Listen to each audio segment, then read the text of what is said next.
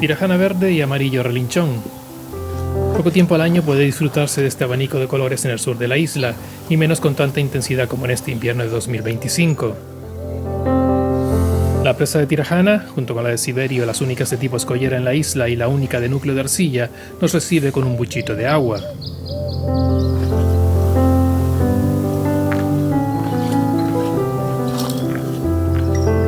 Y no deja de sorprendernos la también conocida como presa de la Sorrueda. Su aliviadero, único en Canarias, es del tipo Morning Glory, un gran embudo por el que se cuela el agua que llega a su nivel y es conducida por un túnel de descarga barranco abajo. 4 veces se ha rebosado la presa, en 1979, 1991, 1996 y 2005. Pertenece a la heredad de Acequia Alta de Sardina y Aldea Blanca, una institución con más de 400 años de antigüedad. Tiene 72 metros de altura, 170 de longitud y una capacidad de 380.000 metros cúbicos. Su construcción comenzó en 1966 y, sorteando varias vicisitudes por dudas sobre su seguridad, fue finalizada en 1974. Contemplando las imágenes de la presa, no pasa desapercibido el palmeral de la Sorrueda. Afectado por un incendio en 1924 y varios conatos en años posteriores, por distintas plagas y por años de sequía, no tiene el aspecto saludable que tuvo antaño, aunque se ven signos de recuperación natural. Remontamos el barranco disfrutando del reflejo del roque en las tranquilas aguas de la presa. A ver si las lluvias de la borrasca Teresa, anunciadas mientras se edita este vídeo, convierten esta península en una isla.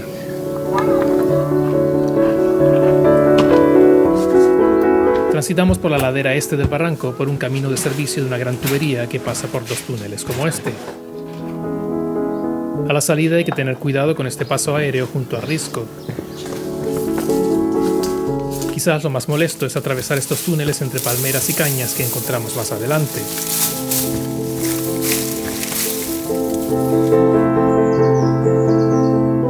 En este punto tenemos un paso sobre la tubería, que a pesar de estar cubierta por una superficie metálica rugosa, no hay que descuidarse. Este palmeral, declarado Reserva de la Biosfera por la UNESCO en 2005, consta de aproximadamente 2.500 ejemplares. Para hacernos una idea, Gran Canaria, la isla con más palmeras, tiene censados más de 176.000 ejemplares. Le siguen La Gomera con más de 116.000 y Tenerife con más de 103.000. El gobierno de Canarias se estima que existe más de 555.000 palmeras en todo el archipiélago.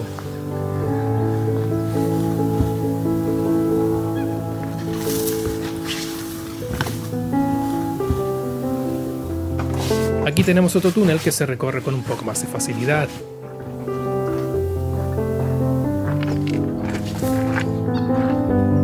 Nos despedimos del buchito de agua de la presa y comenzamos el descenso hacia el cauce del barranco. Me imagino que hasta aquí llegaría el agua de estar la presa llena. Si bien los palmerales de las zonas norte y centro de la isla presentan un buen aspecto general, ocupando incluso de manera espontánea terrenos de cultivo abandonados, los del sur y sureste están en situación más delicada debido al estrés hídrico y las enfermedades. Un canal roto que está vertiendo el agua hacia el barranco. Comienza la parte más aventurera y bella de la ruta. Nos adentramos barranco arriba con incertidumbre, preguntándonos si tras las lluvias sería practicable.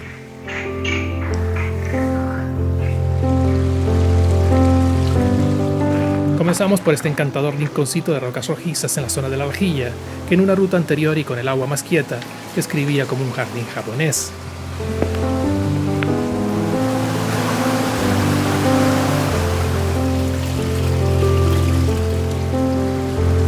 La cosa pintaba bien con este tramo limpio y con aspecto de recién podado. La cantidad de agua, pues la ideal, lo suficiente para embriagar nuestros sentidos y la correcta para hacer la ruta transitable.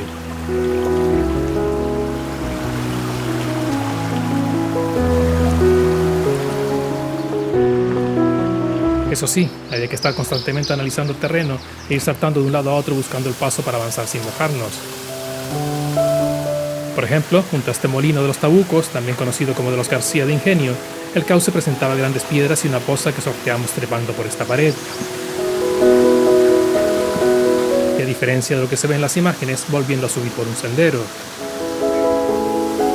Hay aquí hay que tener en cuenta que no hay que seguir recto, sino subir por un sendero que en principio quiere decir que hay como mojones, pero realmente no hace falta, pues está bien claro. Y antes que se me pase, comentar como curiosidad que el molino de los Tabucos cesó su actividad en 1920, cuando un temporal se llevó el molino, los costales y todos los enseres.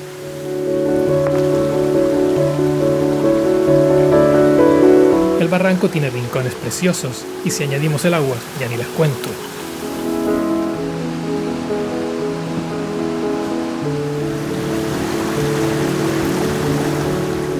Se supone que es por la izquierda.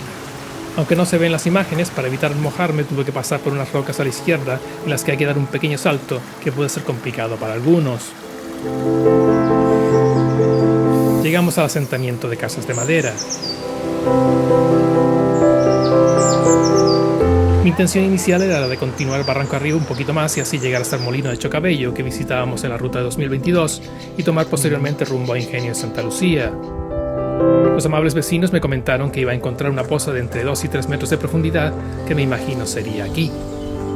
A diferencia de Mr. Oliver del canal La Isla Infinita, a mí como que no me seducía la idea de remojarme y decidí tomar un camino alternativo que me indicaron, que nunca había recorrido y que comienza atravesando el barranco y metiéndonos de pleno en el caserío. Precioso. Pillándolos en pleno almuerzo no grabé este tramo por motivos evidentes. No obstante, no parecen tener inconveniente en que pasemos por allí, pues una de las vecinas me dijo que incluso venden piezas de artesanía in situ.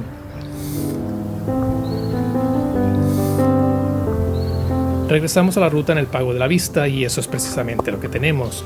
Unas vistas increíbles en las que destacan los impresionantes riscos de Tirajana al fondo. Si me pidieran que describiera Santa Lucía de Tirajana con una sola imagen, esta desde luego sería una firme candidata.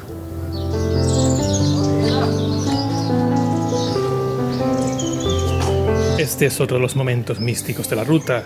Contemplamos el paisaje rural de Ingenio salpicado de palmeras, disfrutando de los riscos al fondo en un día fresquito y casi despejado. No se puede pedir más para ser feliz a un senderista.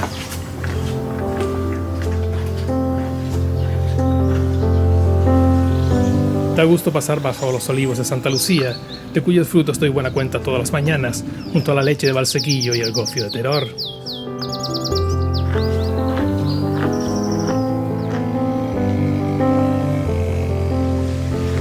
Nos hemos incorporado a una pista que por la longuera sigue el cauce del barranco de la Cagarruta, a saber el origen de tan escatológico nombre.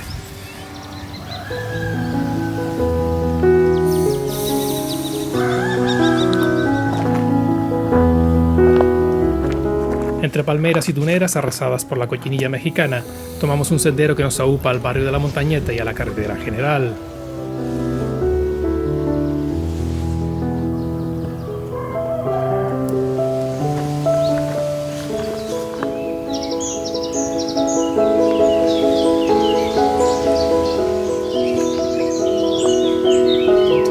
Nos desviamos brevemente para contemplar la fachada del antiguo Museo Castillo de la Fortaleza Lao, donde el investigador y vecino Vicente Sánchez Araña exhibió su colección particular de miles de elementos arqueológicos, etnográficos, botánicos y zoológicos, legado que fue donado al Ayuntamiento de Santa Lucía en 2019. En La Carraca comenzamos el tramo final de la ruta, que inicialmente nos llevará por el Pajito, donde tendremos una experiencia primaveral única al estilo de Santa Lucía.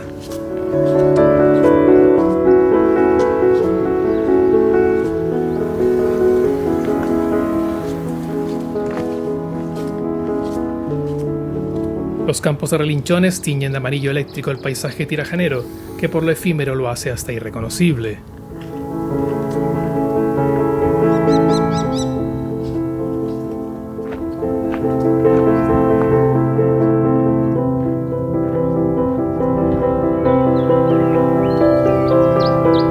En las Tres Cruces, y no sé si intencionadamente, encontramos el camposanto del municipio.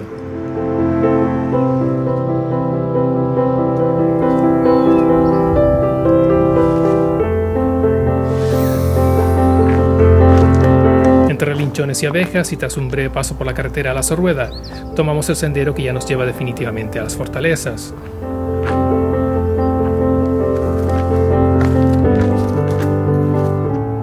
No se los voy a negar, este tramo del camino se hace un poco pesado en otras épocas del año, especialmente en verano donde no tenemos nada de sombra. Pero es que en invierno y primavera es tan diferente que es una delicia recorrerlo. Me da pena no poder expresar con palabras las sensaciones que uno experimenta al transitar por estas llanuras.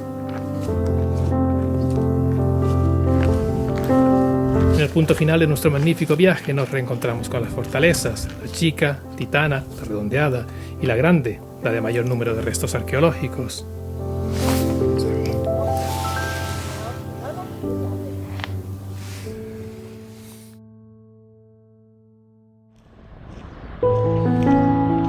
Interés sobre el milagro. La presa de Tirajana no solo se llenó, sino que rebosó.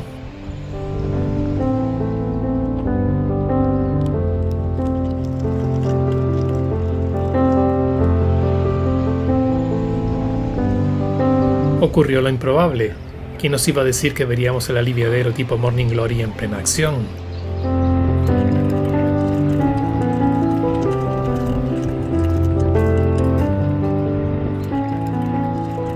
¿Y qué me dicen de Roque, que nunca había visto convertido en isla?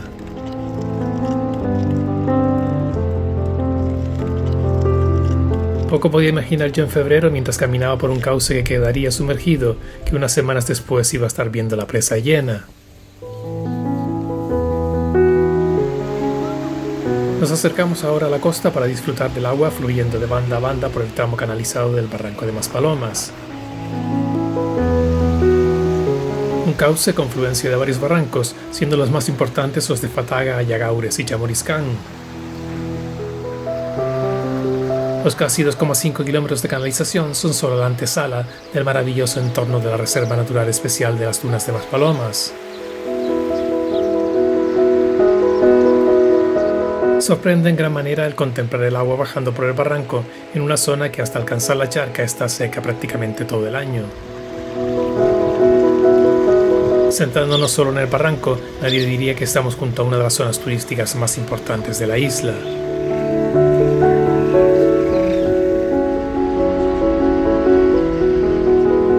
Siguiendo el curso del agua llegamos a la charca de Maspalomas, junto al palmeral y las dunas, uno de los 3 ecosistemas de la zona. Encontramos a un buen número de aves junto a la corriente aprovechando para pescar algo, en el más amplio sentido de la palabra. A ver si localizan a la que está pillando un pez en el pico. La borrasca Teresc provocó un reseteo del ecosistema de la charca.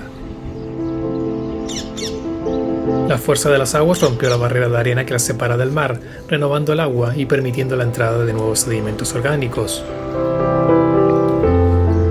Como consecuencia, se está observando mayor diversidad de aves que encuentran en la charca un espacio ideal para alimentarse y descansar en sus rutas migratorias.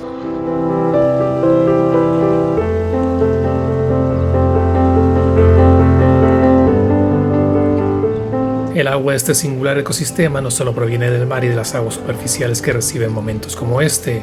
La lluvia caída en el interior de la isla se infiltrará lentamente y seguirá aportando agua dulce a la charca durante algún tiempo.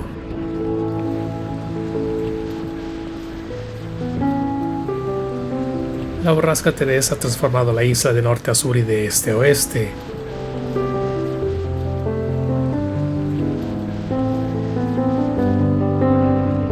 Llueve mientras edito este vídeo y está anunciada otra borrasca.